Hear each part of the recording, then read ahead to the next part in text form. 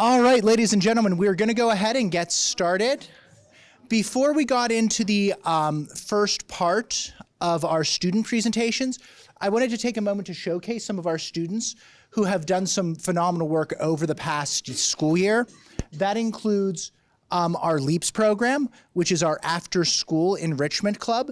And as you can see over here, there's a number of different showcases of different types of activities, things from building to exploring science and STEM, to making different types of jewelry, to just going out and just engaging in different types of games. My favorite one personally is, and I can always hear this one, is the karaoke club that I can always hear from my office. And I will say, up until now, I have strongly resisted the urge to join them in singing Adele. However, the fame bug in me might just at some point succumb to that. And so you might end up getting a video of me singing beautifully and perfecting really Adele's work. And I do apologize, my jokes don't get a lot funnier than that one. So if that one didn't land well, my apologies for tonight. In addition to that, our 3rd through 5th grade worked on some animal brochures, which are on display right now. I wanted to take this moment just to see if any students would like me to give some special attention in showcasing theirs, if they would like to present it or if they'd like me to read it aloud. Do I have any volunteers who would like me to showcase some of their... I am seeing some students thinking. Sure, come on over. Let's grab it. And let's give her a huge round of applause as well for being the first volunteer. So where is yours? Right here? Did you want to talk a little bit about it, or would you like me to? Okay, so then we will be looking at probably one of the most adorable ones, the elephant. And so did you get to choose your animal? And what made you choose the elephant? They're my favorite animal. They're your favorite animal? What do you love about them? I don't know, I just like them. Just everything? So then you mentioned that elephants are very big and large, have huge footprints, can be 13 feet tall and 13,000 pounds. But Asian elephants are lighter and smaller than African elephants. Is that so? The Asian elephants are going to be smaller? Are they a lot smaller? No, just by a little. Just by a little? And then their ears, so you're telling me an elephant's ears weigh 100 pounds? Yeah. You're not joking about that? No. They are that heavy? Yeah. They must have really strong necks. So then, and they are considerably bigger than humans. So what out of all of these different facts, what was your favorite fact that you learned? That their ear is the shape as where they're from. Like, its ear is shaped as like Asia, the continent of Asia. So the ears actually are shaped similar to Asia? Yeah. And then are African elephants, are their ears shaped similar to Africa? Yeah. Really? So you can tell where an elephant's from just by looking at its ear? Yeah. So if I brought in 2 elephants, you could tell them apart? Yeah. Joke's on you, I brought in 2 elephants. But you could tell me which one. Which one do you think you would like to see, or have you seen both types of elephants before at the zoo? No. No? Which one do you think is your favorite, the African or the Asian? African. The African, just because they're bigger and stronger? Yeah. Well, thank you so much, Cammie.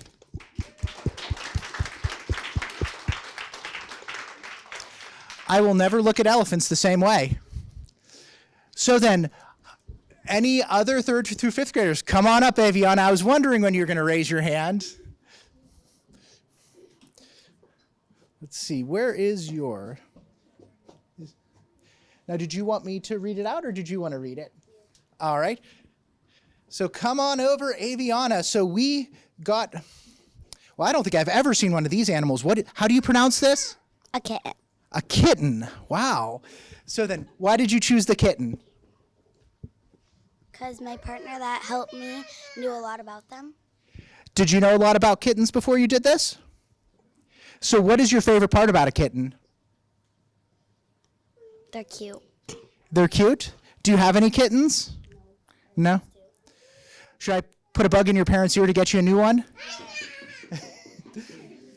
That was a really popular suggestion. So then, what was one thing you learned about kittens, Aviana? I don't know. You don't know? Let's see, I'm seeing a fun fact here is it uses its tail for balance Is that true? So kittens with shorter tails, do they have worse balance? They do? And then we have eyes have night vision and better vision. So kittens have better visions than humans. Is that true? Yeah. That's very true. And what do you think makes them so adorable?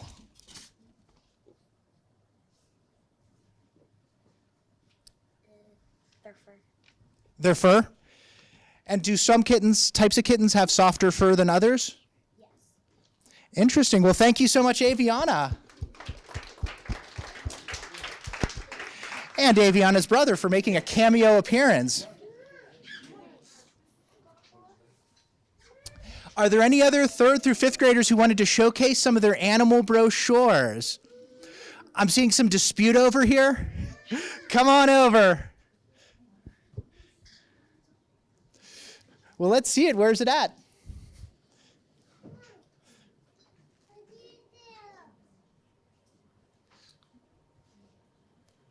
Oh, there we go. Did you want to read it or do you want me to? All right. You're going to have to pronounce or help me with the pronunciation of this one, and I'm not being silly this time. Is it fennec or fennec? A fennec fox. And so why did you choose the fennec fox? They're cute. They're cute, and what do you think makes them so adorable? They're big ears. Their big ears. And so it says here they can grow up to 8 inches and weigh 1 to 3 pounds, and they have they're white and beige. They have special body parts like huge ears, and they have furry foot pads for hot sand. So that's true. So if you lift up a fox's foot, it's going to be furry on the bottom. Where do the animals live? In the desert. What part of the world do they live? It looks like maybe North Africa. Yeah.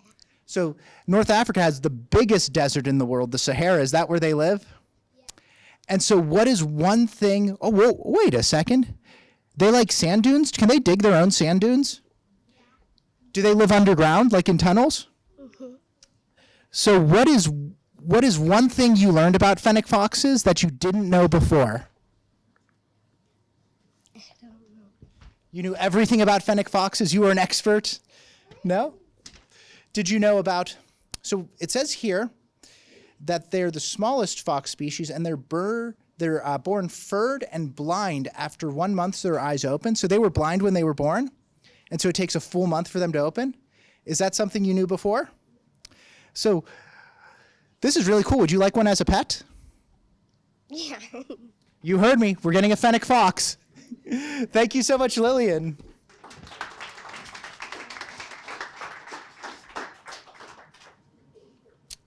Any more 3rd through 5th graders?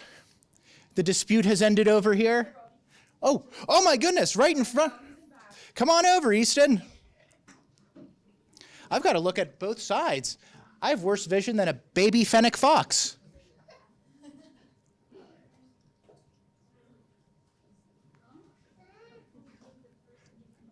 That was a wise strategy. Secure the pizza first, then present. All right, let's find yours.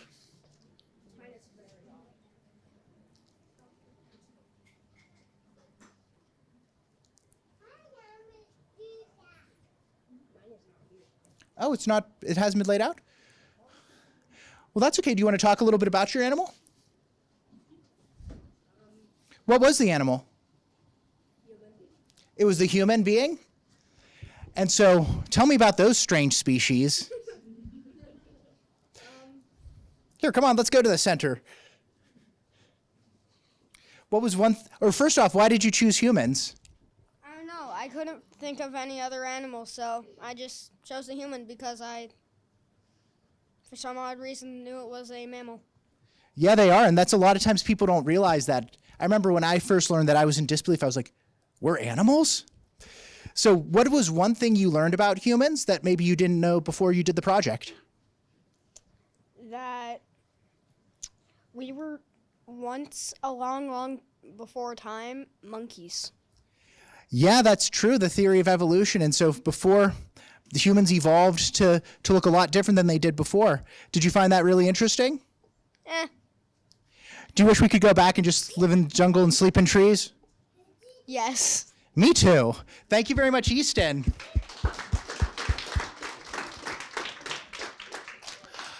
All right, we have another volunteer. Come on up.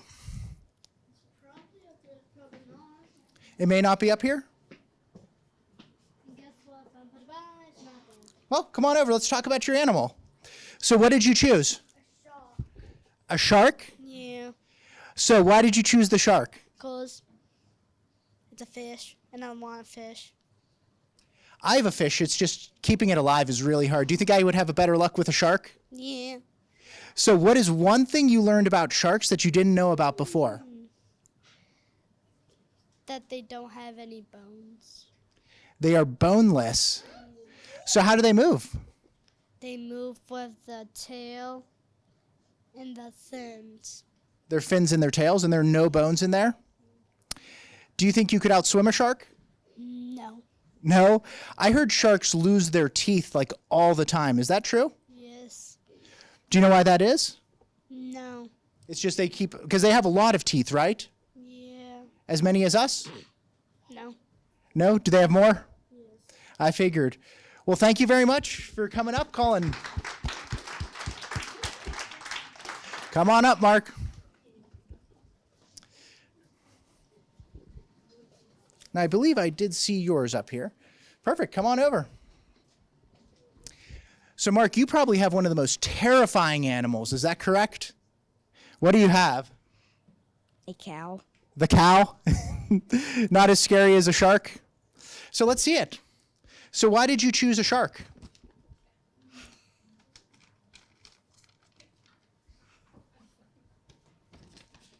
You have a farm, right? Yeah. Do you have cows? Yeah. I guess you better because it says Choquette Dairy. So what did you learn about cows?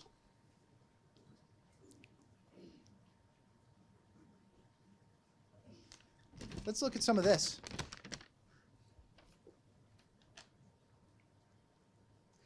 Oh, it says here the cows have good memories. So they can remember a lot of things. Did you know that before you started this? No. Because you probably knew a lot about cows before you started this project, am I right? Because you've been around more than one. So with good memories, like what kinds of things can they remember?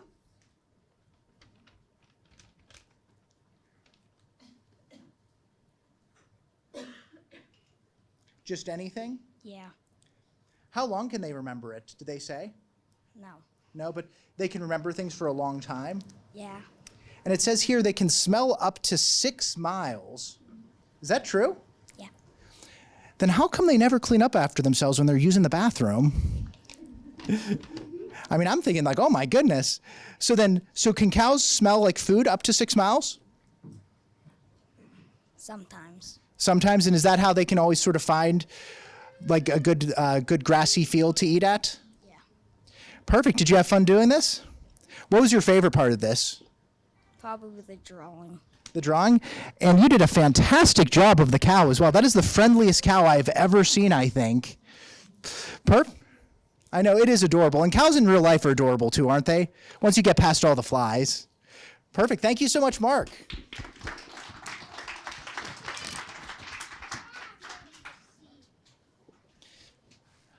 All right. Maybe it's back in the classroom. Perfect. Any other 3rd through 5th graders? All right then. Oh, come on over. My ability to see people raising their hands is getting really bad. Come on over.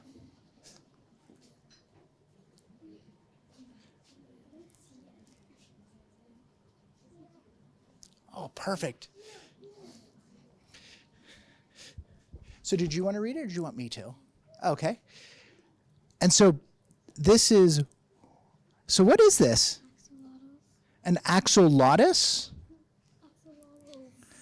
What is it? Axolotl. No? Axolotls. Axolotls. Perfect.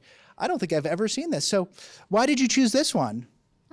I don't know, because they're cute. Because they're cute? They look adorable. This is one of the cutest things I've ever seen. Where do they live? In water. In water? It says they live in high altitude lakes and need cold and clean water, plants, and small caves to hide and sleep in. Are they really big? Kind of. Kind of. It looks like it says it's about 11 inches long, and they can be any color, and they have a soft, slimy body and 4 legs. What do they like to eat? Like, I guess it's worms and yeah. worms and shrimps, and they hunt. So they're hunters too. And so, did you know a lot about axolotls before you started? Kind of. Kind of. So you knew about this animal before, and so you learned more about it this time. What is one thing you learned in doing this project? That what they eat, like they eat worms. They eat worms. Have you ever eaten worms? So you don't want to eat worms with me? That's probably a good idea. I definitely don't think I'd want to eat an axolotus either. Or axolotl, right? Axolotl. I'm going to have to practice saying that. Perfect. Well, thank you so much for coming and sharing.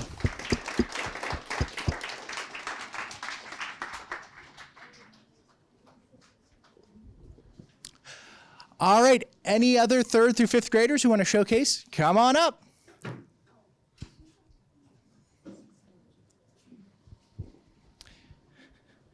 All right. Where is yours? Is it not up here? Did you want to talk about it? All right. So what animal did you do? Tiger. The tiger? And why did you choose a tiger? Favorite animal. And what makes it your favorite animal? Because it's just another species of a cat. Another cat? A little bit of a scarier cat, right? Do you think if you had a tiger, you'd play with it? No. I don't think I would either. I'd play hide and seek and hope it never finds me. So what is one thing that you learned about tigers in doing this project? That they can... I forgot. You forgot? There are a lot of different types of tigers, right? They can be like different colors, only like white and orange though. You're right. They can be white or they can be orange and black, and they can be white and black, right? Yeah. So what type of tiger do you think your favorite is? The white one. The snow, or was it the Siberian tiger, I think? But that's your favorite kind? That is awesome. Thank you so much, G.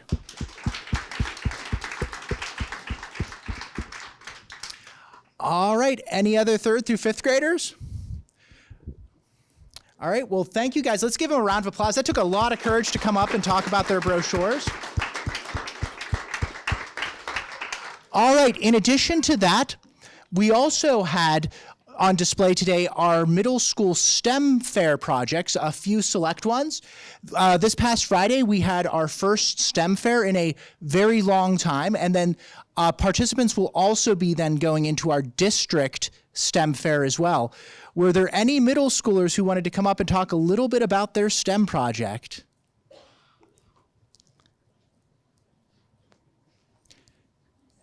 That is okay if you guys do not want to. Going once, going twice. Well, what I can encourage you guys is before you leave tonight, please take a moment to check out some of our favorite STEM projects. I learned quite a bit just going there myself.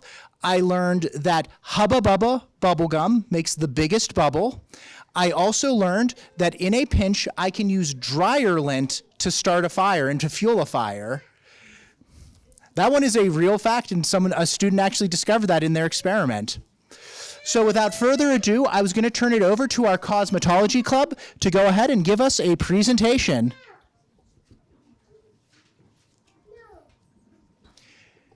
Did either of you guys want to hold the microphone, or would you like me to hold it? Sure. I can introduce them. So my name is Bella Thayer. I am the middle school social studies teacher here at Berkshire. And this year we have begun having clubs in the middle school built into our school week twice a week. And we've done this to try and create more of a sense of belonging for our middle schoolers and just have somewhere where they can enjoy themselves and have a little bit of break from the stress of school. So this is Sylvie LaRiviere. This is Maddie Paradis. And we all three together are going to teach you how to put hair tinsel in your hair. Okay, what's the first step, Maddie? Brush your hair out with a clean brush, fresh out of barbicide. And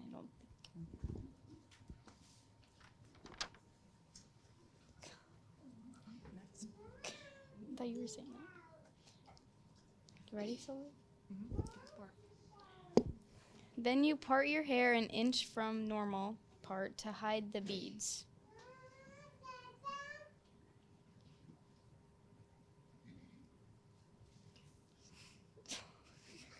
You got it.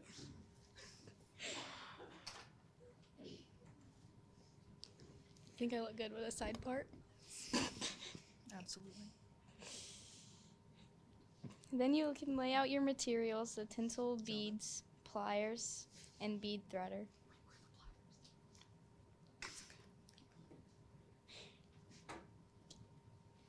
It's helpful to give the person that's doing your hair the beads, I guess.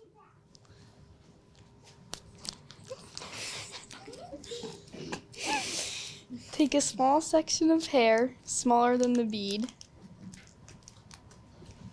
and grab the bead threader and put the bead on it.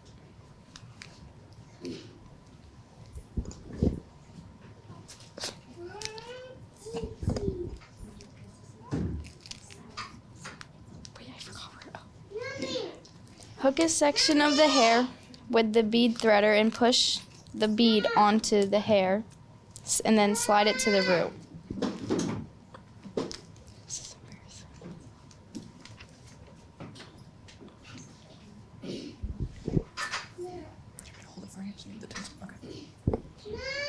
Then grab 2 pieces of hair tinsel.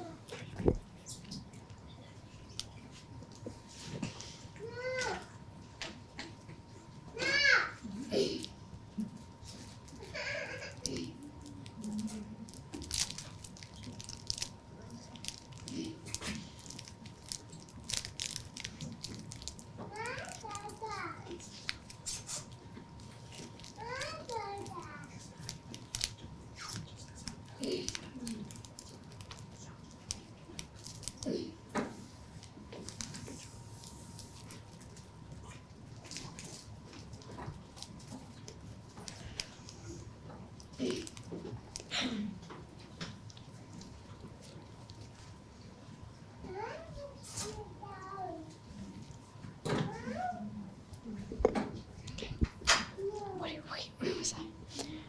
Push the bead threader back through the bead.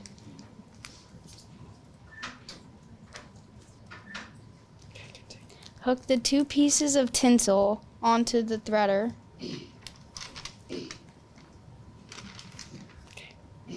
Pull the tinsel so it is an inch above the head, the bead, the head.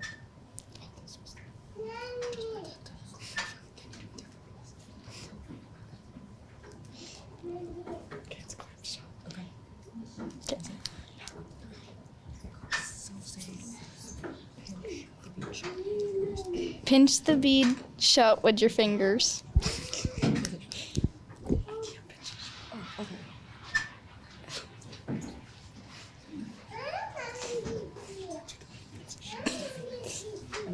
And then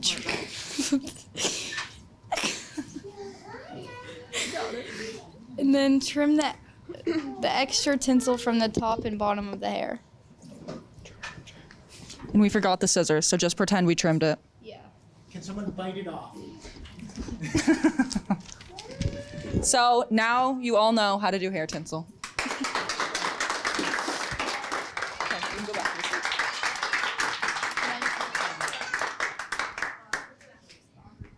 Thank you so much to the Cosmetology Club. We're going to go ahead and just shift things just a little. I would now like to welcome our rock band up to make a performance.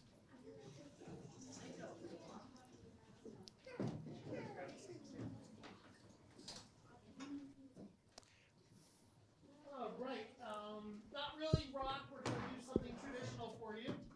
And often, you know, children can be pretty soft-spoken when surrounded by an attentive, respectful crowd. And it can be a little difficult to hear kids sometimes when they're talking and doing a presentation. That will not be a problem here at all. And we're going to do America. And my friends Pete and Joe and Skylar are going to play this for you. And I'll give you just a second here. All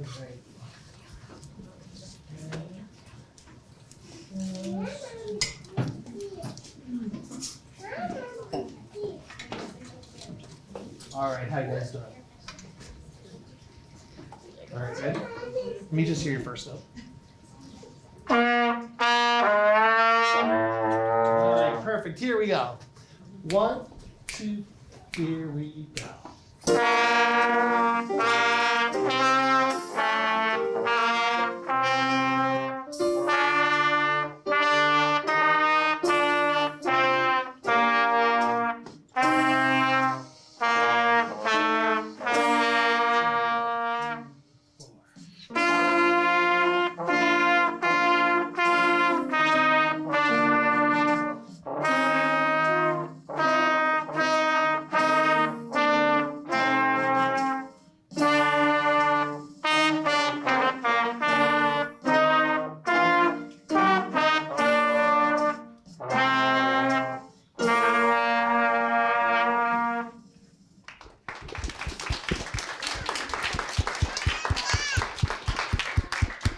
How about one more hand for them, everybody? They have some games, so we have to sort of jump the line, but they didn't have a very large window, so I'd really like to thank the parents and thank you boys for doing that. Next year we'll have the rock version for you. All right, so next up, I'm actually going to invite Joey and Maddox up to talk a little bit about some of the work they have been doing with mentoring the kindergartners in SEL skills.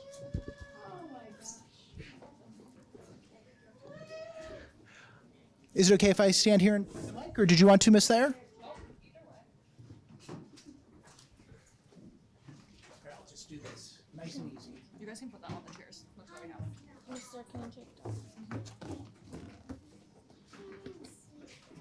Competencies? Yep, got it. I don't. I can't see. Okay. Social emotional learning through student-hosted morning meetings. What is SEL? A process that helps individuals, including children and adults, develop essential skills and competencies. Is that right? To understand and manage their emotions, build positive relationships, make responsible decisions, and actively navigate the challenges of life. SEL provides the foundation for emotional well-being, positive social interactions, and overall success in various aspects of life, including academics, work, and personal relationships. How this ties into POL. FNESU emotional intelligence indicators we work on with combined morning meetings. I can analyze how my actions impact myself and others. I understand the feelings and perspective of other people. If you are unfamiliar with the Portrait of a Learner, it consists of the 31 indicators required to graduate from FNESU. SEL in our morning meetings. 7th grade practices self-regulation and communication skills with the younger grades through structured morning meetings routines. These routines consist of a greeting and some sort, a group share, and an activity. 7th graders are given the freedom to choose the greetings, share, and activity they want to do with the kindergartners. This encouraged responsibility and creativity. Free play. Apart from our structured morning meetings, our 7th grade and kindergarten students participate in free play together. They are encouraged to positively expel some energy and navigate the challenges of cooperation together. Studies have shown that free play encourages creativity, problem solving, and emotional regulation. Okay. Perfect, thank you guys. Have you guys enjoyed working with the kindergartners? Yes. What's your favorite part? Being able to watch them all have fun and work together. Awesome, thank you guys so much. All right, so for this next one, I will say I'm a little nervous. But first, let me do a little bit of bragging. With working with Mr. Dan Rico, one of our teachers at Berkshire, several of our students have created the Berkshire Cookbook.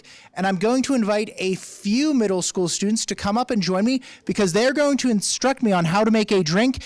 However, some of the ingredients worry me just a little. For instance, I'm going to be making a beverage with Kool-Aid mix, mint, and seltzer water and lemon juice. However, I'm a little worried about the sardines and the clam juice that I also picked up at the store as well. So let's see what happens. Let's come on up and tell me how to make this drink. So then, I guess, am I going to be doing the mixing and you're telling me what to do? All right. Does someone mind holding the microphone? All right. So what is my first? So this is called the Blue Powerhouse. Is that correct? Mm-hmm. So what is the first thing I'm putting in? Lightly mashing the mint in a large glass. So I'm taking the mint. How much mint do I need?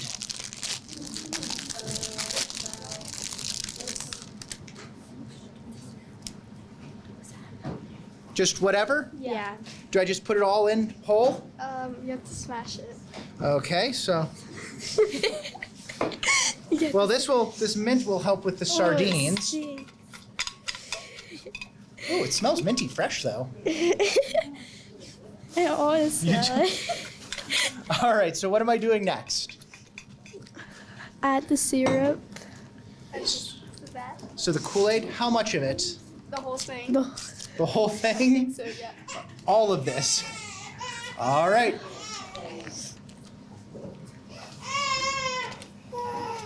So what do I do next? Lemon juice. You had to add the lemon juice and ice cubes. No, I didn't have ice cubes. Is that okay? Yeah. How much lemon juice am I doing? 1 ounce. Looks like an ounce. Yeah. So now, what am I doing with the clam juice and the sardines? Am I adding those? Yeah. How much? Oh, geez. They seal this, I think, just to keep people out of it. Yeah.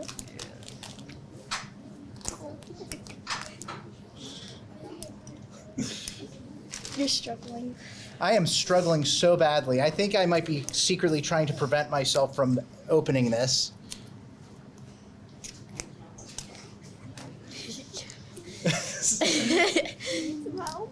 Yes, so much help. Anyone have nice long nails? So while you're doing that, what am I doing with the sardines? How much am I adding to this? The entire thing? How much, Cindy? You don't. How much ever you feel like. How much? Is none an option? No.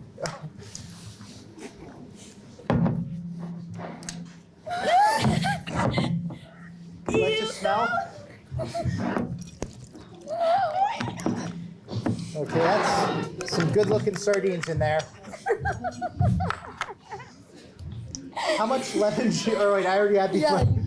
You need sparkling water. Do we just go without the clam juice? We're trying to. No, we have to add it. Yeah. I'll open it. Does anyone have any long? You have some keys? I'm so glad you raised your hand. Oh wait, I think I have it. There you go. I just needed encouragement. I don't have a bottle opener.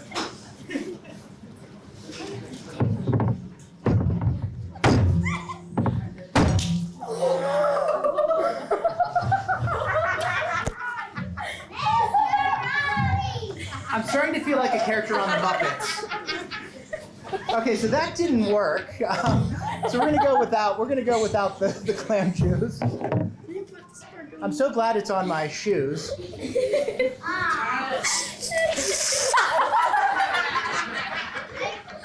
I didn't rehearse this.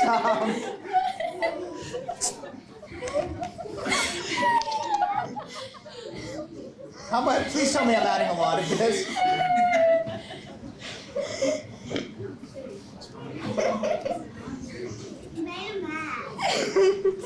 Tell me about it.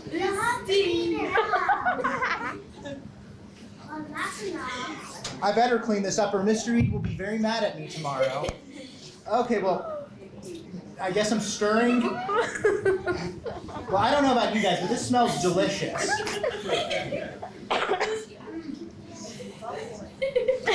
Miss Coda, would you like to actually try this with me? Are you sure? I just feel bad that you wouldn't have any. Is Miss Paquette here? Miss all right. Let me test it for you first. Someday I might forgive you for this. All right, count down from 5. 5, 4, 3, 2, 1.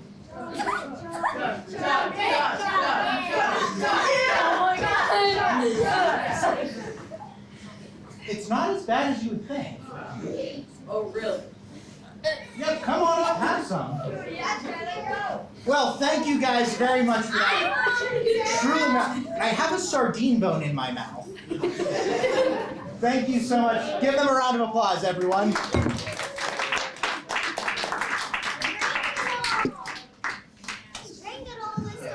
All right, so next up is a video. This video was made from Miss Larrabee, our librarian, and it's about what she's been doing with our 3rd and 5th grade WIN group or enrichments group. So while some students, every student ideally has an opportunity to do just a little bit extra enrichment. And so this is her project, and her project involved making a sail car. Ooh, I think I've...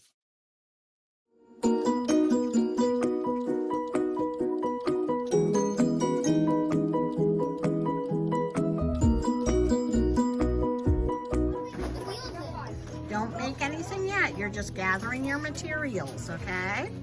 Once you've gathered your materials, double check to make sure you have the right materials in the right quantity. Okay, here we are back with our 3rd grade WIN group. Say hi, everybody. Hola. Hola. My little lifelong learners. Now, look up at the board, shall we? Okay, looking at those wooden dowels, do you see the 3rd item listed down there? Dowel, D-O-W-E-L. Can anyone tell me how many of them I should have? You're looking at the basic.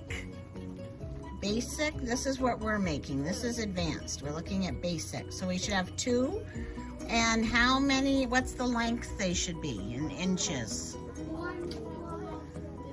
Okay, so we need how many? 3 4-inch dowels. 3. Okay, here's a math question for your little math minds. If your dowel is 12 inches, how many 4-inch dowels can you get out of it? What? Absolutely correct. So how do you think you can use your ruler right now? So remember to measure twice, cut once. Chase did a nice job. We just cut his 12-inch dowel and got how many 4-inch pieces? 3. Okay, so double check your measuring and then come on up and I'll cut for you. Okay, Giovanni. So you needed 1 3-inch piece of this, right? Now where you made the marks, you're going to be left with a piece here and a piece here. How else could you have measured that and you'd have less waste? Just 1. So where should you start measuring from? The first one? Like the 0? Yes, the 0 on the ruler, but where on here should you start measuring from? Should you start measuring in the middle? Guys, settle down, please.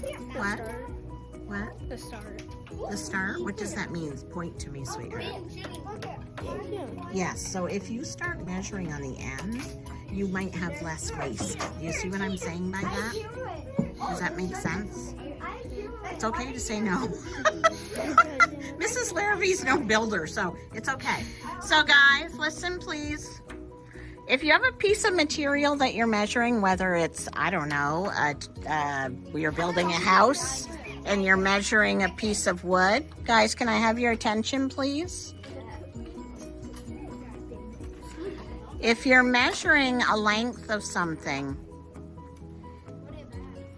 you probably would be wise to measure from the end and go toward the middle. Do you see what I'm saying?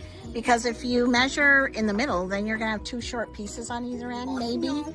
And it seems like you would have more waste. If that doesn't make sense, it will make sense as we do more. Next.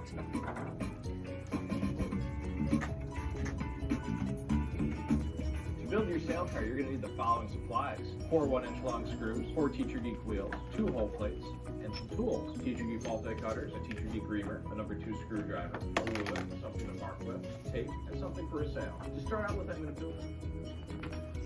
Good job. Yeah, you might be able to do it without the screwdriver back in. When I was at a baby shower, we were doing a competition, and whoever got like the most hearts would win a prize, and I got it. And it was actually a screwdriver for the prize. Really? Oh. All I have left is to attach a sail to this. To do that, I'm going to need some masts. The masts hold the sail. Your masts are just going to be 2 full-length dowels. To keep them from falling through the hole plates and hitting the table or the floor, you're going to want to cut I like 2 how pieces you're of paying slide stop. attention. Cut them to about 1 centimeter or 1/4 of an inch. Then take them and push them onto your... Aubrey, what are you trying to do? Put this on. Okay. Because the yellow thing was the wrong size. One had a dent. What do you suppose are the purpose of the yellow things? The hole stoppers. But what is the purpose? To stop the stick from touching the ground. Okay, there you go. There you have it. I have to put it like that.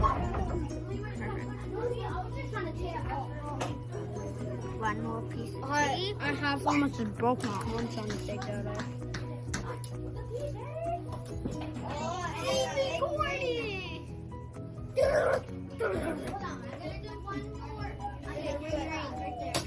That's a nice design. Thank you. What do you have to say, Daniel? Huh? What do you have to say? Oh, Daniel, you don't do that. Dude, you don't do that. You guys think there's a bird. Ow. Okay, guys, what are you up to over here?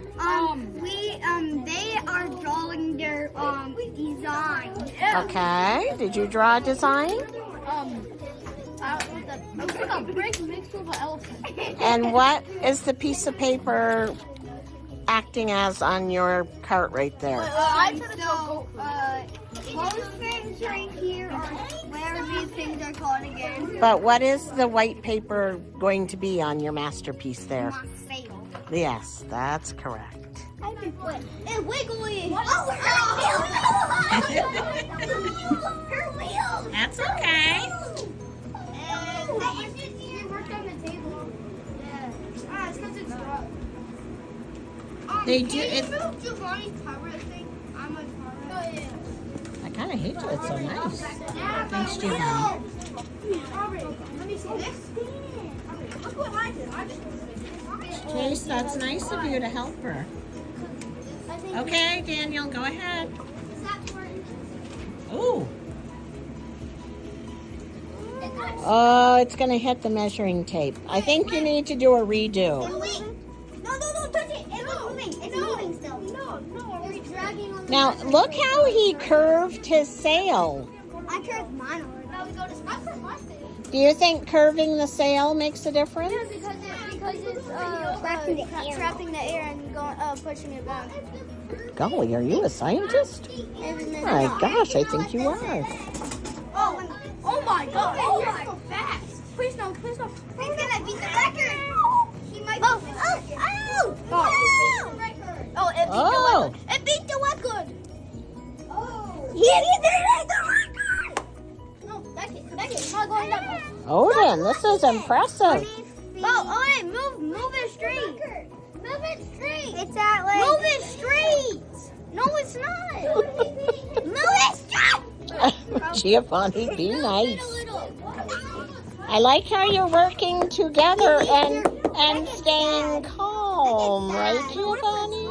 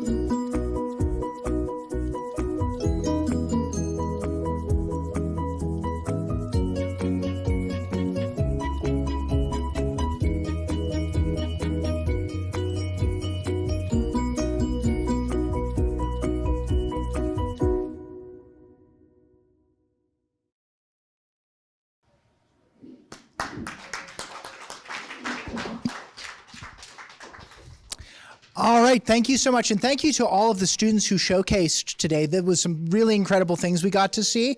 And I'd like to say that also we look forward to continuing on with this school year, sharing some of the additional amazing work that our students will be doing. So I was just going to talk very, very briefly about our about some of the things that are currently happening at Berkshire, including our continued progress towards our goals. In terms of our three main goals, the first one has to do with academic proficiency. Roughly 2/3 of our students are making at grade level or above grade level growth in reading and math. That does not mean the other third are not making progress. It's just that we've gotten about 2/3 of our students who are basically moving above what would be the typical norm in terms of growth. And of course, for all students, we're going to continue to work through targeted intervention, enrichment opportunities like we saw today, and just hands-on learning experiences to continue to close that gap.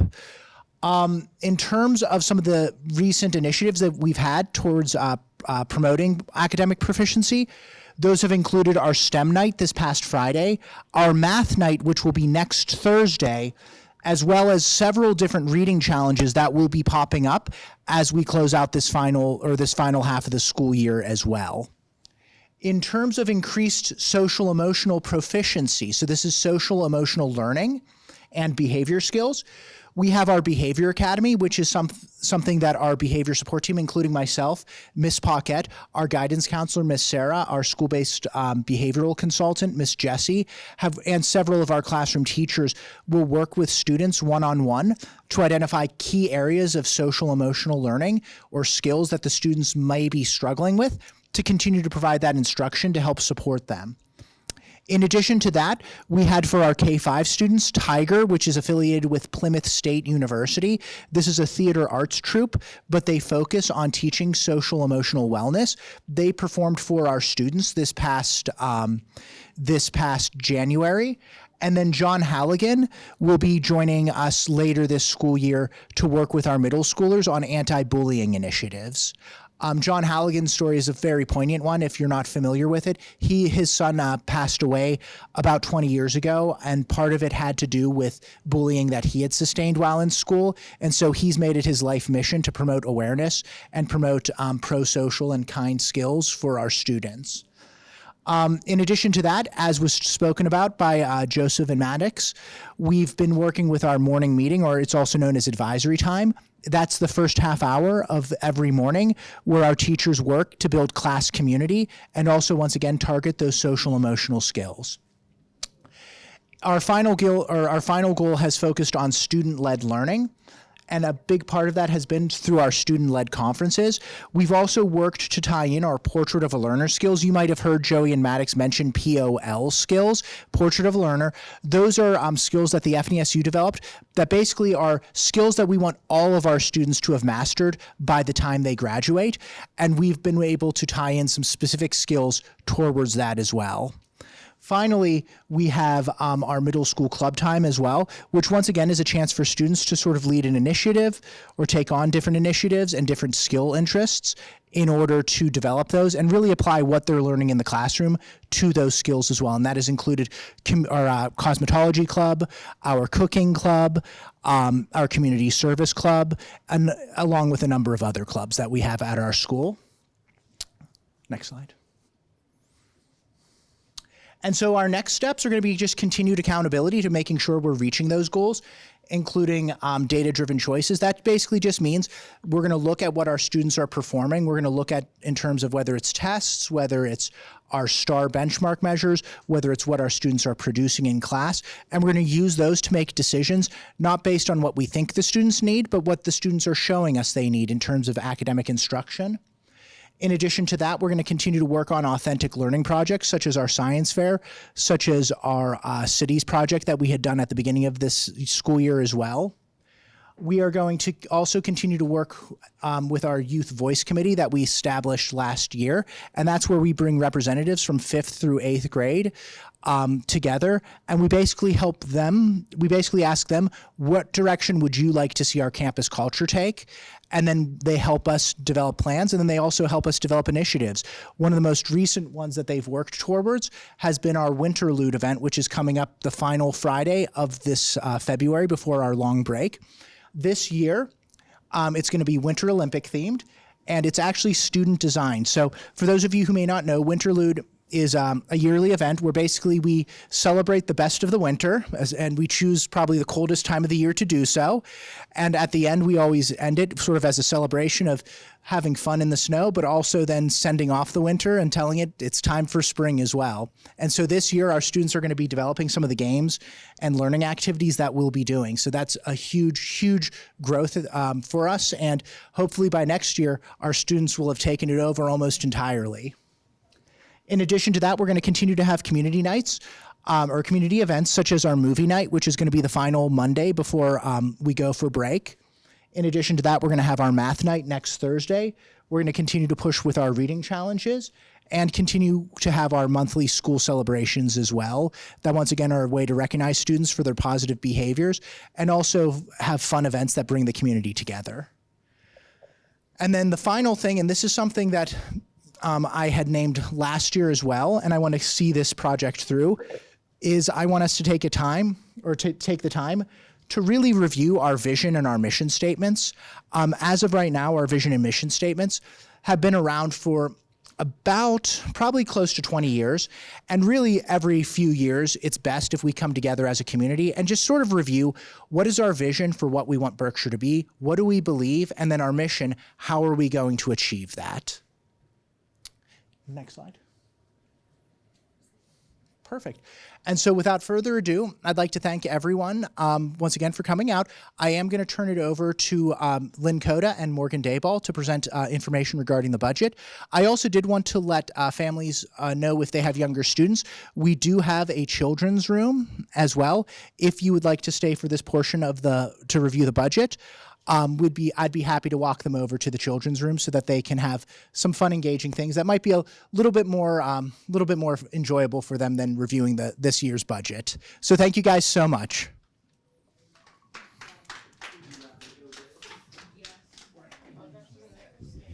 Try not to cut yourself. Is there a lot left?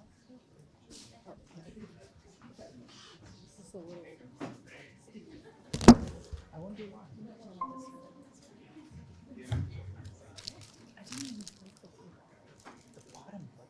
Open it. So I've opened doors like that before.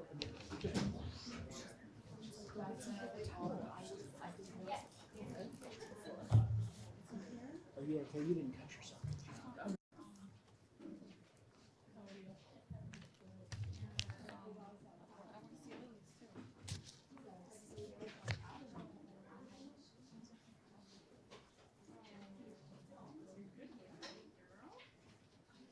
That's why I behaved, because the boss was here, so.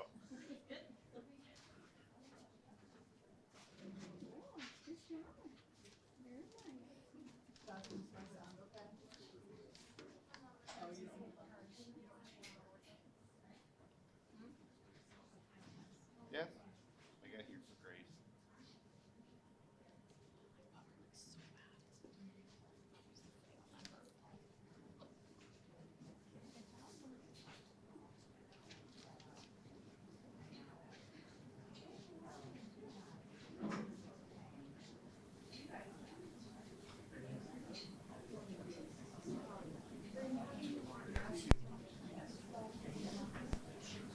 or do you want me on this side? Yeah. We'll introduce you. I would like to speak as little as possible. Yep. I'm so fried. I bet. When did you get back? Last night, yesterday morning at 3 a.m. Scheduled or unscheduled? The flights were really delayed. But, I mean, getting down there was a disaster also. Morgan, there's really no place for us to be without blocking that. I think we're just going to have to tuck in the corner.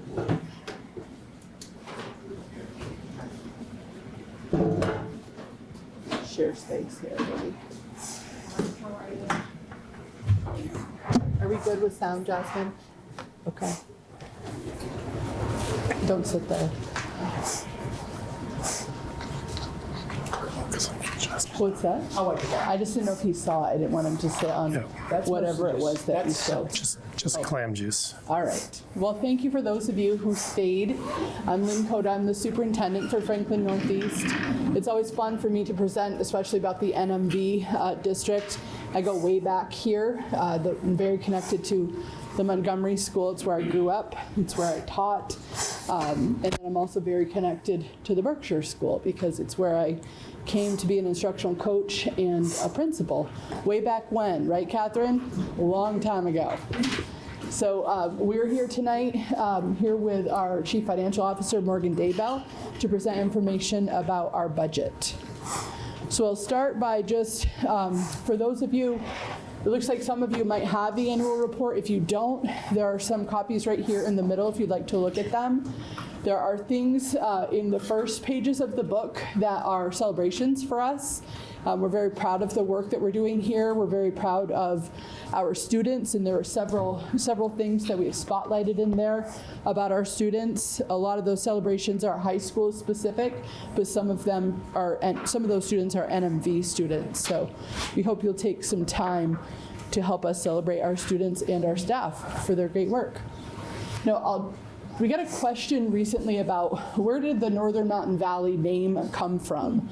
So we've been the Franklin Northeast Supervisory Union for a very long time, but in 2019, when the Act 46 mergers happened, we used to have individual town school districts, and they all merged into a unified school district. So that school district on this side, Bakersfield, Berkshire, Montgomery, and Sheldon, became the Northern Mountain Valley Unified Union School District. So we have 4 schools on this side, and this just gives you a little glimpse into what our student populations look like.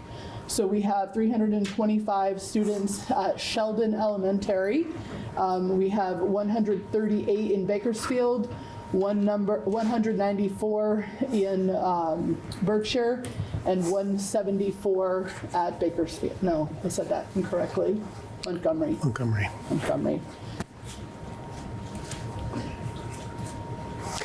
So we look each year as part of the budget process, we look at the last 5 years of enrollment at all of our schools, and then we project out the next 5 years. And we won't dig into the numbers here. There's certainly more information on our website if you're interested. But it's important to look at the trend that we're predicting over the next 5 years. Pretty significant growth both in Montgomery and Berkshire Elementary, pretty steady in Sheldon, pretty steady in Bakersfield. And that's very different than the experience that most of the state has gone through over the last 20 years. As a state, we're seeing a pretty steep decline in the number of kids up in Franklin Northeast and in Franklin County in general, and in Northwest Vermont in general. We're not seeing those trends. So as we go through this presentation, we're going to try to highlight some of the areas where the experience that we have is really a lot different than the experience that we hear when we talk about education as a state. When you vote at your annual meeting, the first 3 articles will be to elect officers of the district, so a moderator, a clerk, and then 3 school board seats. Even though these seats are for people from specific towns, everybody in the district gets to vote for all of those seats. Right now, we have Arlene O'Rourke has filed to run for Bakersfield. No one has filed for Berkshire or Sheldon. For any of these positions, you can write somebody's name in. There's a certain minimum of votes they would need to get, but you may be hearing about people in either of those two towns mounting a write-in campaign. The next article, the annual meeting, is kind of the big one. It's the board asking for authority to spend just under $25 million for the next fiscal year. The second sentence on that article is just putting that dollar amount into a per pupil spending figure, which is $11,585, and that's the number that we use to compare ourselves to other districts across the state. That number is actually a decrease over last year, in large part because we've seen an increase in the number of kids that we get to count for this coming year. Goals. For the last 3 years, we've been working towards 3 big goals across the entire supervisory union. Our top goal is that we're working on improving academic outcomes for our students at all levels. In particular, the goal that we've been working really hard on is making sure that all of our students are reading on grade level by the end of grade 3. So that's a big goal for us. We've put a lot of resources, a lot of professional learning towards that goal.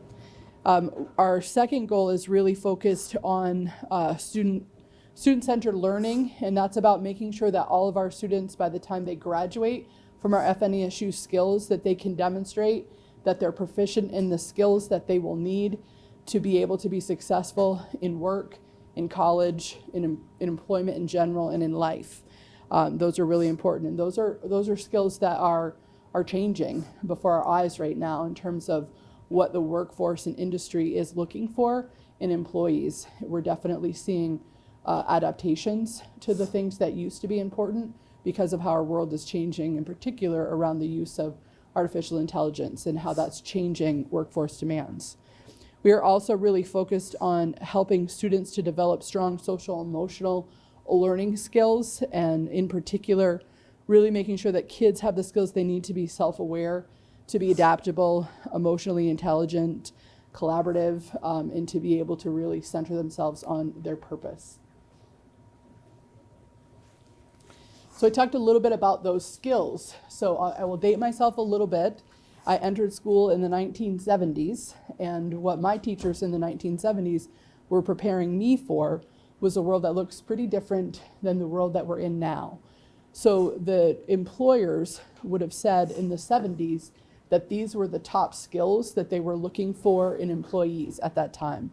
So very focused on the content areas and reading, writing, speaking, listening, mathematics. Those were the big skills. There's research that has recently come out that from 2025. These are the core skills of 2025 in a survey of employers across the entire world. This is from the World Economic Forum, the Future of Jobs survey that went out in 2024. And these are the top 10 skills that they're looking for in employees now. So you can see that it's really important that students have a very solid foundation in mathematics and literacy, speaking and listening and all of those. But when they're looking at the level of importance for the workforce demands right now, they need to be analytical thinkers, they need to be resilient, flexible, agile, they need to have leadership and social agility, social influence, creative thinking, motivation, and self-awareness, to name just the top 5. So you can see that what we're preparing our students for has changed, has evolved over time.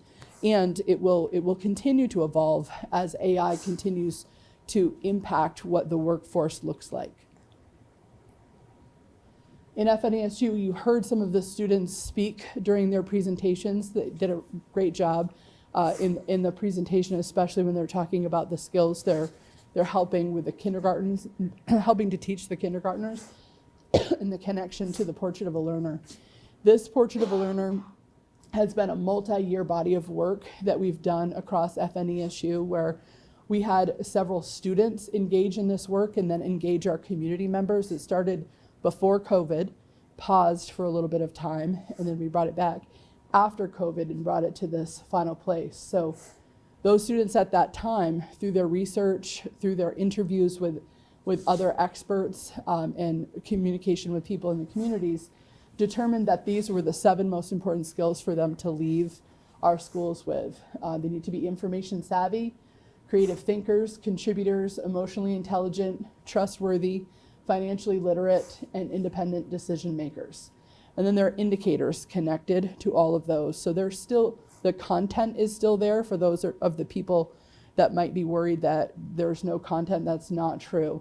We're just using the content as the vehicle to be able to build and demonstrate these skills. So we feel that where we're heading in terms of how we're preparing our students is really aligned with what the workforce is saying that they want in the next generation of workers. And the reason we're doing this work is they're up here. These are our students. And as our world is adapting around us, I feel strongly that would be malpractice if we didn't also adapt.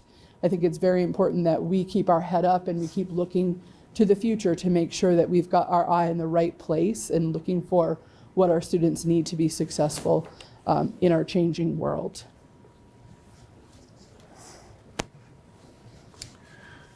As we built the budget, again, that budget increase is just over $400,000.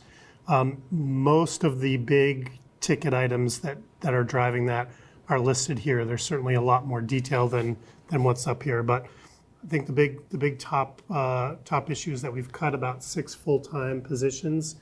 They're largely positions that we haven't been able to fill historically, or they're positions that have become vacant throughout the budget process, and we've decided we did not need to backfill that. Tuition is up over $250,000 over the last year. We again, for the second year in a row, have a large 8th grade class that's going to high school, relatively small senior class that's graduating. We're hopeful that those numbers are going to even out over the next few years, but that's certainly been the driver for the last 2. We've paid off the bond on the Montgomery Elementary School. It's not a huge dollar amount, but it's a recurring cost that we get to take out of the budget. We are also bracing for cuts to federal funding. It's unclear where this is going. This year, the NMV schools have 3 staff paid with federal grants. We have moved 2 of them into the local budget. So that's net of those 6 full-time positions. It's already included in that. We're watching the changes to Medicaid as well. That could be big reductions in terms of funding for after-school program, Title I funding, which is part of this bucket, and then E-rate as well. Finally, we are still working through the process of PCB identification and remediation, both in this building and in Sheldon. The state continues not to fund that. And so we are we've got nothing built into the budget right now. We know that we've got some major work that's going to come up in this building. As we go through that work, we're keeping all of our receipts, jumping through all the hoops that the state is making us jump through, hoping that at some point there will be funding, at least for a reimbursement to the district. In terms of those 6 staff that I mentioned, I won't go through all of this, but it's specific to Berkshire. There was a shared STEM teacher with Bakersfield and Montgomery that we were never able to fill or really get any interest in. We had a family engagement coordinator that was also shared with Bakersfield, kind of tweaked that. Had a half-time health teacher here. Those classes are now being covered by the nurse that we've been able to hire. And then a reduction in some open paraeducator positions as they came available. The next 2 slides look at that $24 million budget and split it out first by the things that we buy.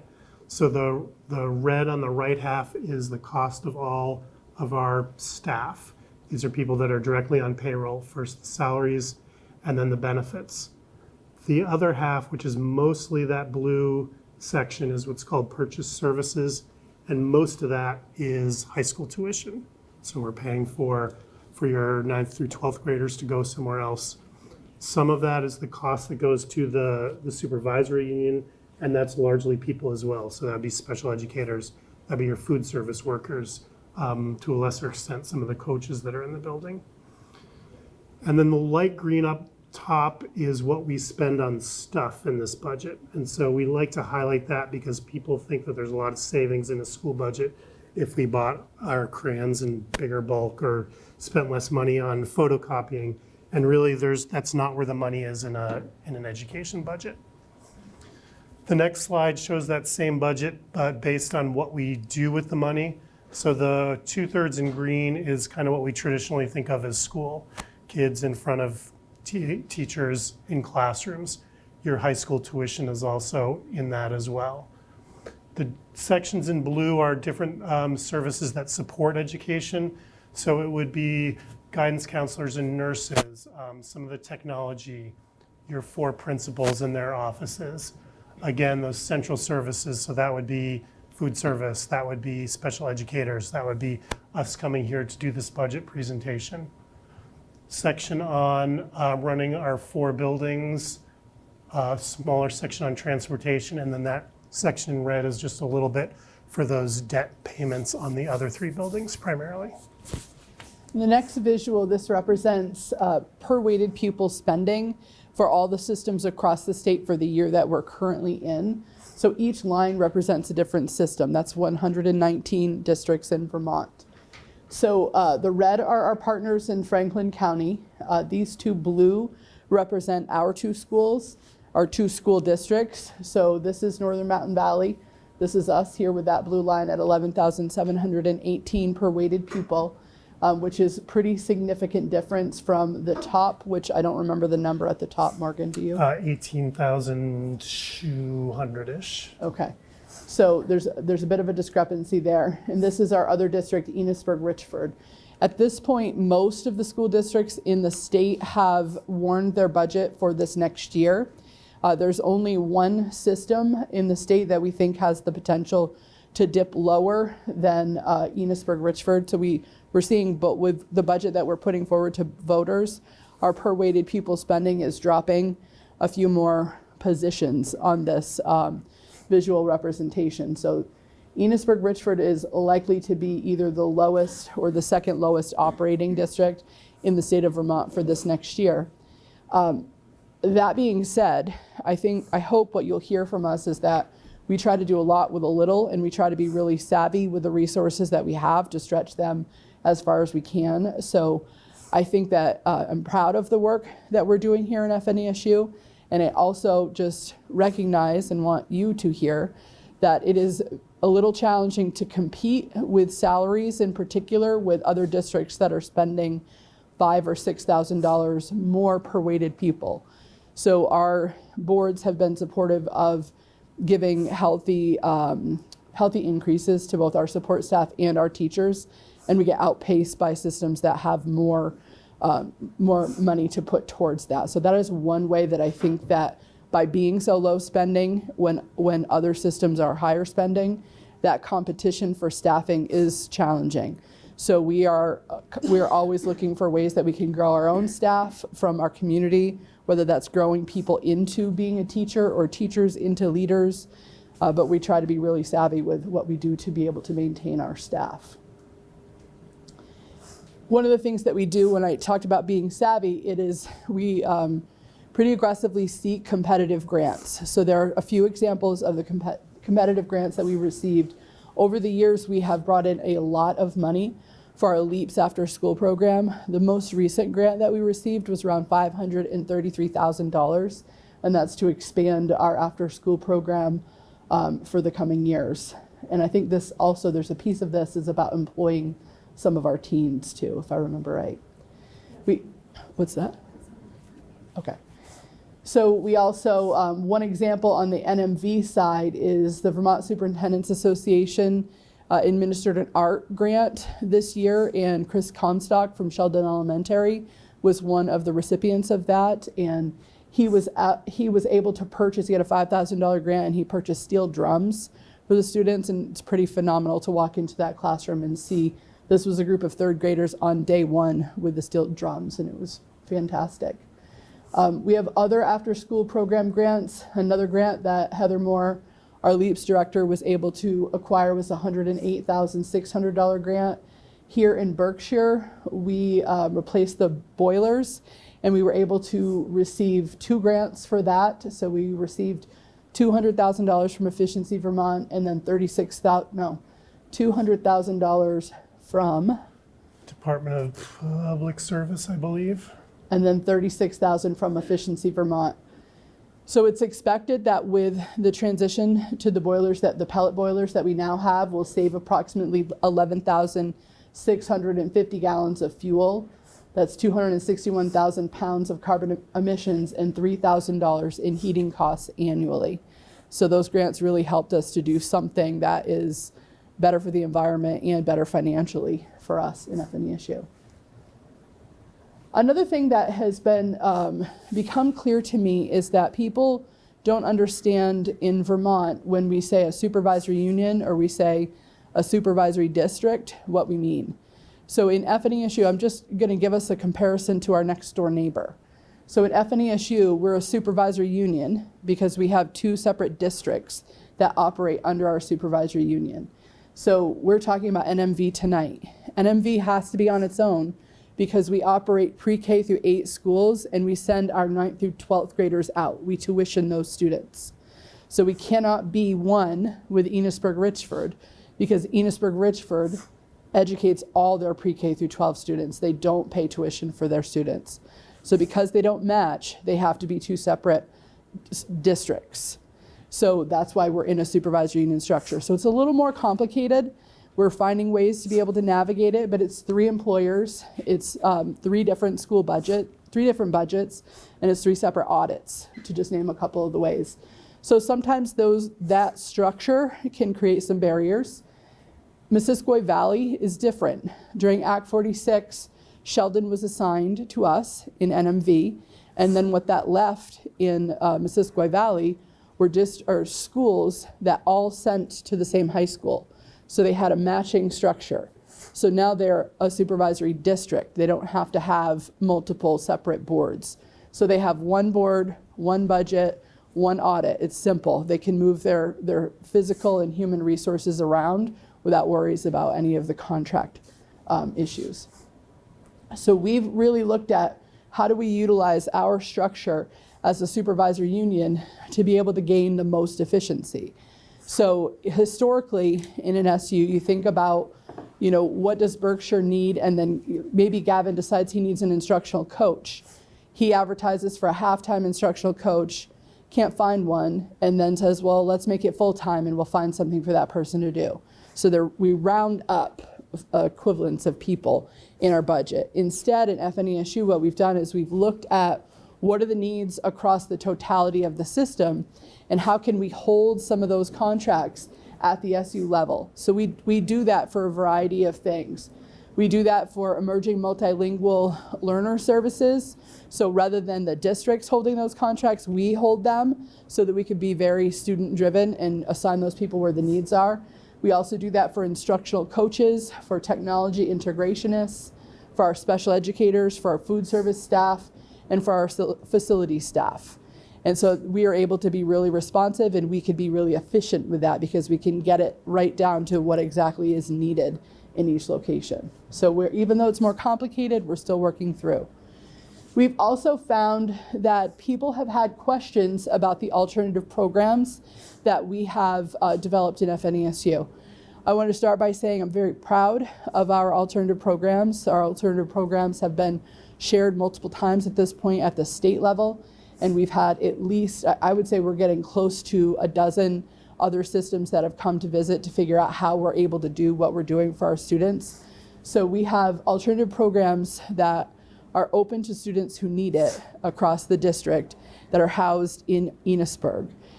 So those are students whose needs exceed what can be met in the classroom, whether it's a significant developmental disability that falls under our RISE program or significant behavioral challenges, which falls under our STEPS program.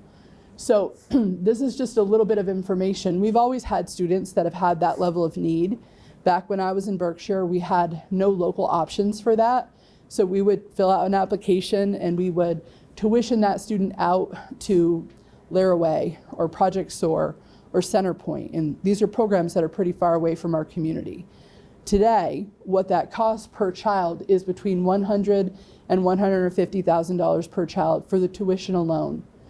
When you look at what the transportation costs are per child, you add another $40,000 to $60,000 on top of that. So it's a lot of money per pupil. We hold those programs here in our community. We're seeing really good success for our students, and for some of our students, we've been able to successfully reintegrate them back into our schools, which is always the goal, is to build the skills so that they can return. And we're able to do that. This year it's $47,000 per child. Next year is projected to be $60,000, and that includes transportation, that includes everything, all of our staffing. So that's one of the reasons. One is about quality and one is about financial efficiency. We could do it much more affordably right here in our community. So several slides on math coming up, and I'll try to make it as painless as possible. And I will say all of this information is on our website in much greater detail for each of the two districts. So to get through from a budget vote to a tax rate, we start with the $24.7 million that we're hoping that you'll approve next month. We know that we have about $108,000 that we can expect to get in different grants, and so we don't need to raise that money. We subtract that out of the 24.7 and we're at about 24.6. This is what's called education spending, and this is the bill that I'm going to send to the state if you approve this budget. I'm going to say budget's passed. This is the amount of money we need from the state to operate for the next year. This is made up about a quarter is homestead property tax, and of the remaining amount, about half that's remaining is non-homestead tax. So that would be tax on businesses, second homes, rental properties. And then about half comes from different sources such as sales tax, meals tax, lottery, Medicaid. We take that education spending amount and we divide that by a count of students. Now the count of students that we have is just over 2,000.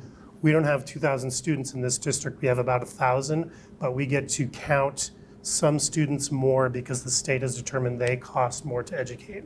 So we see a big increase in our district for students who are living in poverty. Other districts will see a big increase for students who are not hearing English at home. A few other factors in there. But we take that education spending divided by that student count, and that's where we get that 11,585, and that's the number that pegs us on that statewide graph that Lynn was talking about earlier. That 1185 is divided by what's called the yield, and this is a number that the legislature will set, and it just ensures that enough money is going to be raised for all of those budgets to pass so they can pay all of those bills that come in from the districts. That number is the same for every district in the state, and so that ensures that the tax rate for the district, which for ours is about $1.31, is equivalent across the state. So if you spend more, if you're spending $18,000 per kid, your tax rate would be significantly higher. That district-wide tax rate is about a 5.5 cent drop from last year. And I'll also say that this yield number that we're using is the number that the governor and the tax department put out in December. We know that that's going to be wrong. From what we are seeing in the legislature now with the changes in those other pockets of money that come in, and with the governor's offer to buy down tax rates again for $75 million, which the legislature seems poised to take up, this tax rate would probably drop about another 7 cents if all is equal. So we're choosing to use that official December 1 number, but the numbers that are going through the legislature now are much more favorable. And that's favorable for everybody in the state, not just Franklin Northeast. We then take that let's call it $1.31 district-wide tax rate, and we need to apply what's called the common level of appraisal to that. And the common level of appraisal is a figure that the tax department calculates, and it's to ensure that every town pays their fair share of both residential and non-residential tax rates. They know that different districts have grand lists that are more accurate than others. Most of ours, it's been a while since we've had a reappraisal, so they're all pretty far off. Bakersfield is going through one right now, so that's going to change. Berkshire, Montgomery are certainly overdue for a reappraisal. Sorry, I know. CLA is kind of a good news, bad news, because a low CLA means that your tax rates are going to go up, but it also means that if you were going to sell your property, it's worth a lot more than that number on your sheet of paper. So in Berkshire, that $1.31 actually translates to $1.53. And again, that's before any of that change in the yield. But currently that would be almost a 10-cent increase in Berkshire, even though our per pupil spending has dropped.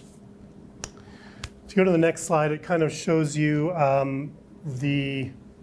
another way to look at the common level of appraisal. So in Berkshire, if you have a $200,000 number on your property tax bill, the state thinks that it's worth $330,000. Can we go back a slide? We can. I think you said Berkshire was 10 cents, but I think that's Bakersfield. And I see That's Berkshire Bakersfield. people. Berkshire is 5 cents at $1.52. That better? Definitely better than 10.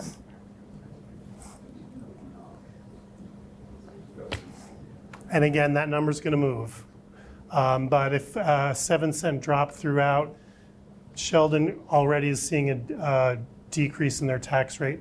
Berkshire would likely see a decrease, and Bakersfield and Montgomery would see still an increase, but a much smaller one. Thank you. So Berkshire, you see a $200,000 number on your tax bill. The state thinks that that property is actually worth $330,000.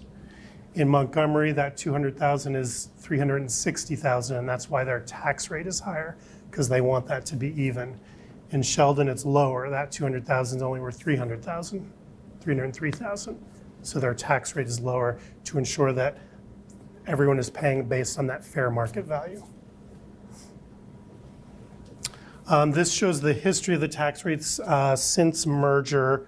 Again, these projections in FY27 are without that anticipated 7-cent bonus that's coming. You can see Berkshire's is rising steadily this year, not as much as Montgomery and Bakersfield, which saw much more change in their CLA, in their fair market values. Sheldon actually has dropped down a little bit.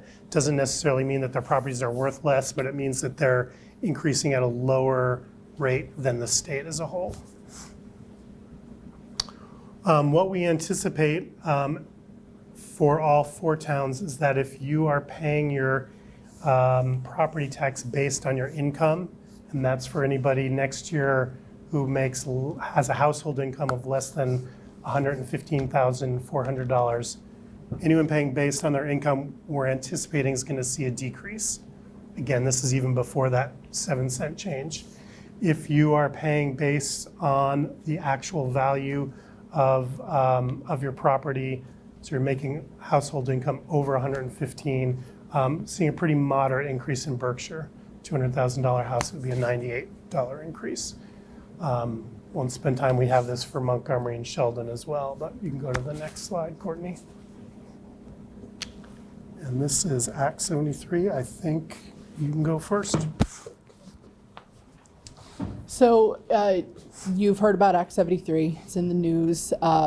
This is a bill that was put into law last year, and the intention is for some significant shifts in how we structure and fund public education in the state of Vermont. So there are several changes that were contemplated in the law. The first is that the state will be working towards identifying statewide graduation requirements that will be released, we believe, by July 1, 2027. That's the intention in the law. So we'll be able to see for the class of 2031 what that's going to look like.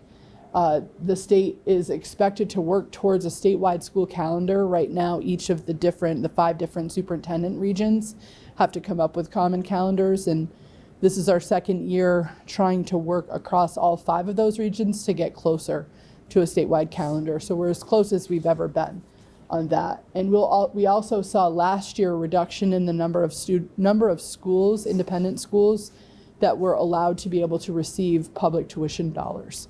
So that number came down significantly and is now only schools in the state of Vermont, and they had to have more than 50% of their students who were funded by public education dollars during the last school year. Also in Act 73, one of the things that they're contemplating is district consolidation. So right now there are 119 districts, but 50, I never remember that number.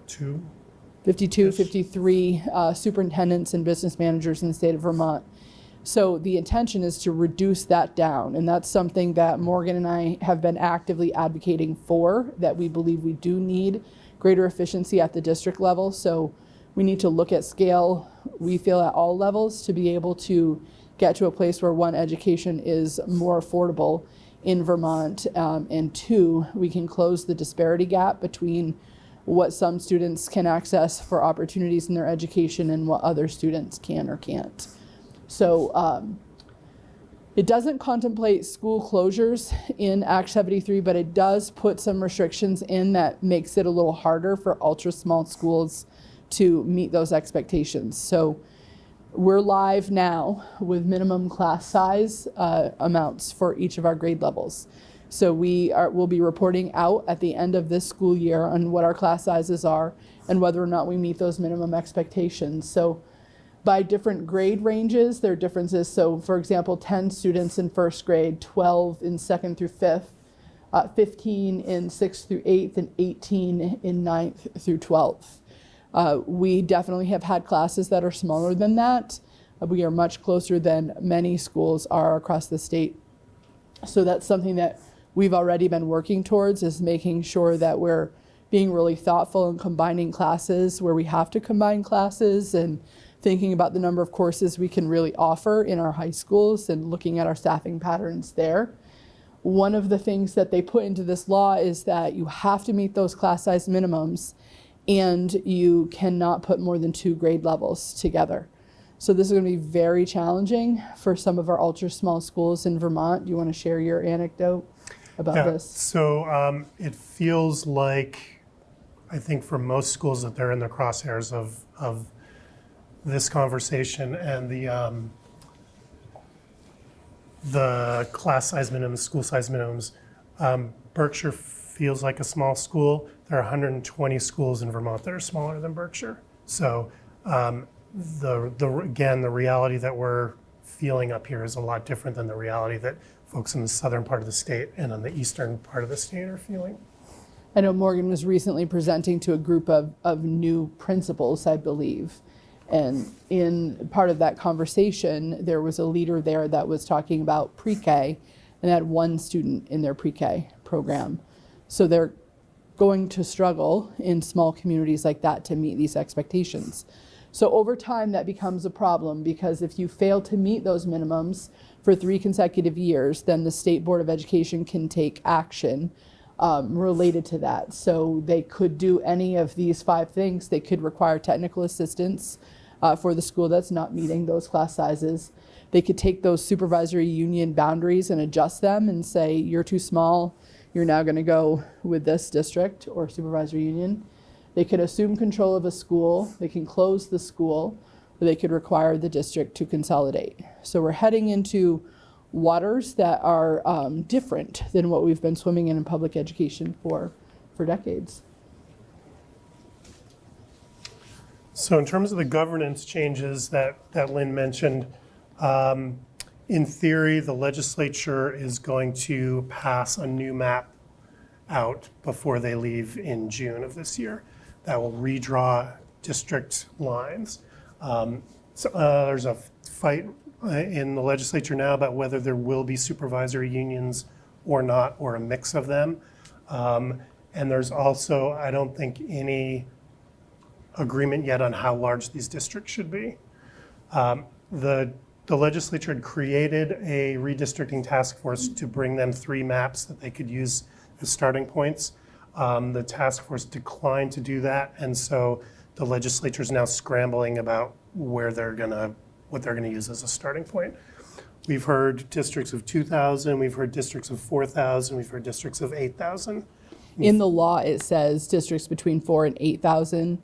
Vermont Superintendents Association we've taken a research-based position on that and looked at, what does the research say in terms of efficiency and still being able to improve quality, and that's more in the 2,000 range. So if you think about our context, we have roughly 2,000 kids. Our neighboring district to the west of us has roughly 2,000 kids. So there's 4,000. District to the south has another 4,000, so that kind of gets you to 8,000 if you're doing really quick math. The legislature will also create voting wards for those larger boards. So trying to contemplate who's going to elect how many directors for the school board for those new districts. Those school board members would be elected in November of 2027, and that school board would be responsible for educating students from starting July 1, 2028. So if you think about that, election day, November 2027, they maybe get to have their first board meeting December of 2027. Then they have to go through a process to hire a superintendent, which takes many months. And then that superintendent is going to have to hire their team. And the expectation is that we'll be live 6 months later. So I think if we get a map out of this, we're going to then start to see those timelines shift, or at least the implementation plan shift. Along with those governance changes are funding changes as well. It's contingent on governance change happening right now, but there is some talk about pulling the funding mechanism out. So briefly, current law, the board warns a budget, you all pass a budget, and the state's required to come up with that amount of money. That's why some districts can spend $18,000 per kid, where we're at 11, and there's some districts in the state that are even lower than that. Under the proposed funding plan, the state would say, you get to spend this much per kid. That's your budget. If we feel like we need to spend more, we might have an opportunity to ask for a little bit more from the voters, but generally most districts would get a spending plan from the state, and we would just develop a budget and stay within that. In many cases, I just want to add, they will not be able to operate within the structure that they currently have and stay within that spending plan. For us, it would be likely significantly more per weighted child, but for many districts, they're going to have to make some significant structural changes to be able to live within that amount of money. Is the basin looking at now is 13.5? That's the number that they've thrown out there, but I think it is, that'll be adjusted as they move along towards that. That's the way they're looking at it right now. There's a lot of track they have to lay, and I think that there are people that will be advocating for them to look at that, how they get to that equalization place in a different way. Because most states in the country actually have a foundation formula, and they don't all try to go at it the same way they're trying to go at it here in Vermont. There are also some changes to the income sensitized payments, as well as splitting up the non-homestead list. So they're now at least tracking rental properties separate from second homes, separate from businesses. We think with the idea that at some point in the future, they may decide to tax those types of properties differently. Could see them wanting to encourage rental property and discourage Airbnbs. They have not made any of those changes yet, but they're setting the deck so that they're allowed to. The last money article on the warning is asking for permission from the voters to deposit the money that was left over at the end of 2025 into our capital reserve fund. This is one that you see every year. The money amount this year is relatively small, but the board felt it was good practice to keep moving that money in, or at least keep asking for permission to move that money in. And then in Berkshire, you vote at the town office on March 3rd, starting at 10 a.m. Polls close at 7. You can vote early starting February 11th. You can do that in person at the town clerk. You can ask them to mail you a ballot. You can take a ballot away and mail it back. If you do mail it, realize that it's been many years since Vermont was able to deliver a letter within a day. That has changed. You can also register to vote the same day. So when I did this presentation at Richford High School, I pointed out that if you're turning 18 on March 2nd, you can vote on March 3rd. You just register that day at the town clerk's. I think with that, we are happy to answer any questions or go back to anything. You realize our crowd has dwindled a little, but we're here to answer anything that might still be a wonder for you. Just use this, just so she can touch it clearly.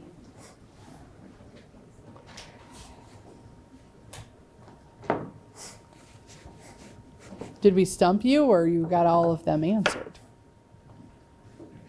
Do you have something, Jared? Jared, can you use the mic?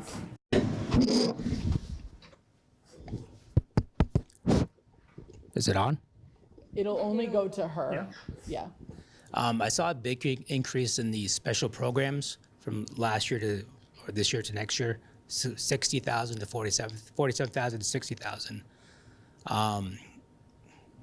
Nearly a 28% increase. Is that because of the expansion of the program, or costs have just significantly gone up? Yeah, it's some of it is an expansion of the program, but unfortunately, a lot of it is that 47,000 is me looking at what we actually were able to spend last year, and the 60,000 is what we're projecting out next year, and we still have trouble filling positions.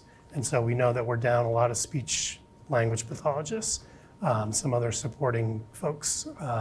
So it's more a difference between reality and what we know we should be spending on those We programs. thought we were going to spend more than 47 this year, but the staffing part is one of the hardest pieces that we face, really.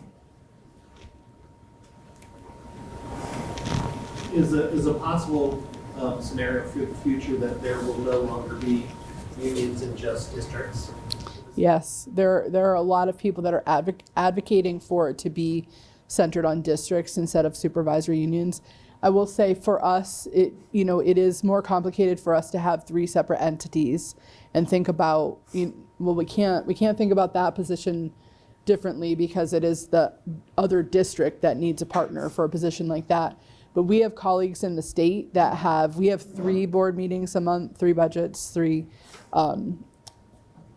payrolls, all of that. But I have colleagues that have double digits. I think the largest has about 17 board meetings a month. So just the duplication of efforts that you have to go through in a supervisory union structure takes away from things that you could do to better support students in our schools. Would you say that's a probable scenario then in 10 years?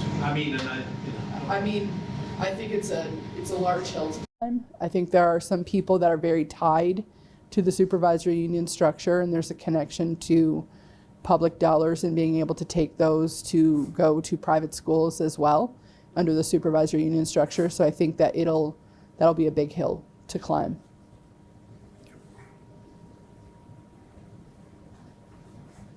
Did you have one? Do you foresee us going to a statewide teacher contract? Do we foresee a statewide teacher's contract? I would love it if we did, Jared, because then we could train teachers and they could stay here. And it wouldn't matter if, they would have to want to be in a different community, because oftentimes when people leave us, it isn't because they don't want to stay here. It's because they can go not that far and make substantially more. So in theory, I would love to see that. In reality, that would be a lot of money because there's a big disparity in the collective bargaining agreements that currently exist. I think what's more likely is that we'll have to, in whatever larger entity we end up in. So if we end up in a Franklin County merge, all of the Franklin County contracts will level up to the highest of those contracts, and the same will happen in all those other mergers. It will still leave some systems pretty underfunded compared to others. But most people talk about it being a huge cost and not attainable, because no one's going to take a pay cut. So you're going to have to go up to the highest, and then they're going to have to feel like they're getting a raise too. You want to add anything? I don't think the union supports that either, and they have a lot of influence in Montpelier. I failed to introduce Mary Niles, who is our NMV board chair. Thank you for being here, Mary. Of course, thank you. She's You all did the heavy lift. she's also our SU board chair. Just here for moral support. We appreciate it. Any other questions? Comments? You see the state opting into the school choice option that was put into the bill that was one big beautiful bill. You know, I think just 26 states have opted into it now. Is it realistic at all if Vermont would opt into it? Which costs the state nothing, by the way.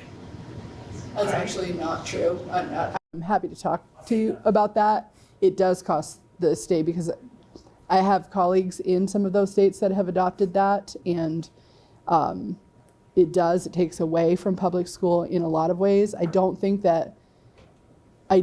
we'll see our state go to something like that. I could be surprised. Myself, we pulled out my child's out of public school. We're homeschooled, but yet we still pay our full school taxes. We're not losing any of our money to educate within this district. But it's actually you're benefiting from it because you now have a bigger pool of money to spend on everything else. You're no longer feeding my child, you're no longer educating my child, but you're still getting my tax dollars. What's happening though, Jared, might not be visible, is in a lot of those states that shifted to that, the students that took those voucher dollars, not a lot of students left public education to go take those voucher dollars. It ended up being something that the state then had to fund for the majority of the students who had never attended public schools at all. So those were students that were being private paid for those tuition dollars, and then the state then had to turn around and then fund all of those students with those vouchers. So in that way, as you escalate the vouchers, those are dollars that are diverted out of public education funding into the private independent charters. What's that? The competition makes rising tide lifts all boats, and the education system becomes stronger.